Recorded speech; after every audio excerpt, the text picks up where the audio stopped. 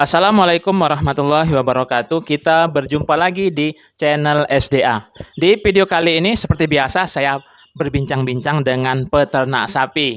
Di sini sudah bersama saya peternak sapi di samping saya namanya Mas Nardi. Nah, di video kali ini kita akan berbincang-bincang tentang sapi yang macet birahi. Tapi sebelum masuk ke videonya, bagi sobat semuanya yang belum menekan tombol subscribe, yang silakan untuk menekan tombol subscribe, dilanjutkan tekan lonceng, like video ini bila Anda suka, dislike bila tidak suka, share ke sosial media sobat semuanya, dan komentarnya kami nantikan. Terima kasih. Tadi tentang sapi macet birahi. Menurut sampean itu seperti apa sapi itu macet birahi dan bagaimana solusinya? Silakan.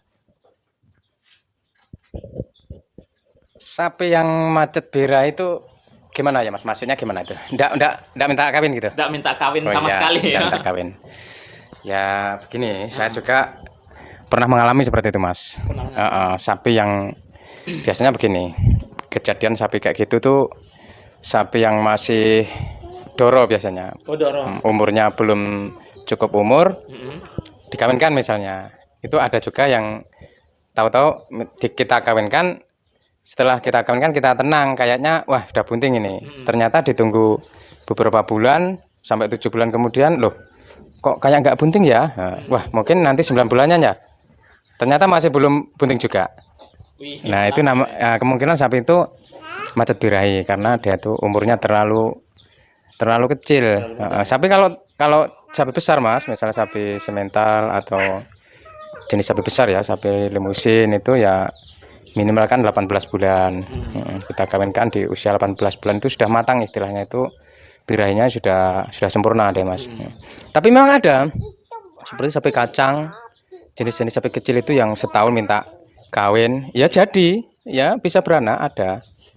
1,5 tahun minta kawin dikawinkan jadi, itu ada. Tapi kejadiannya kan macet birahi ya Mas ya. Begini, usaha kita jika sapi kita itu macet birahi ya, kita pertama kita berikan sapi itu makanan yang nutrisinya tinggi Mas. Nutrisi tinggi. Seperti contohnya begini, bisa kita bantu dengan rumput-rumputan hijau yang segar gitu Mas ya. Jangan yang jenis keringan seperti kawul atau kering-kering, jangan. Itu bisa dibantu dengan rumput yang hijau. Ya. Terus yang kedua, sering kita jemur di matahari Mas. Sering dijemur matahari. Istilahnya dijemur itu begini, dikeluarkan dari kandang.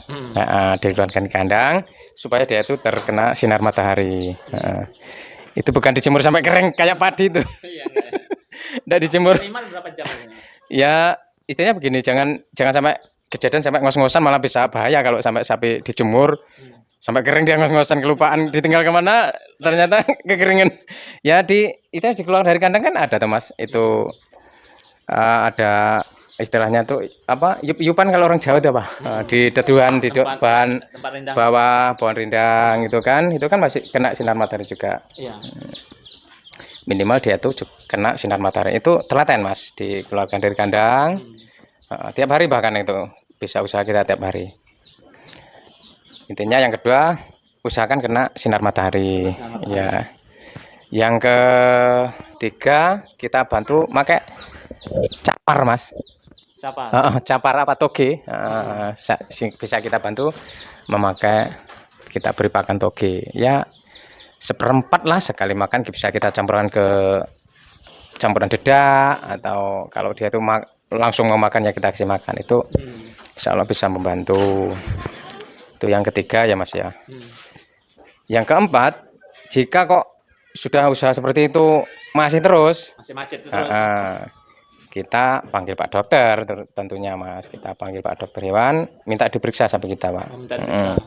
Intinya kita nanti minta dihormon Mas. Biasanya kalau saya itu minta dihormon di Pak Mantri atau Pak Dokter hewan.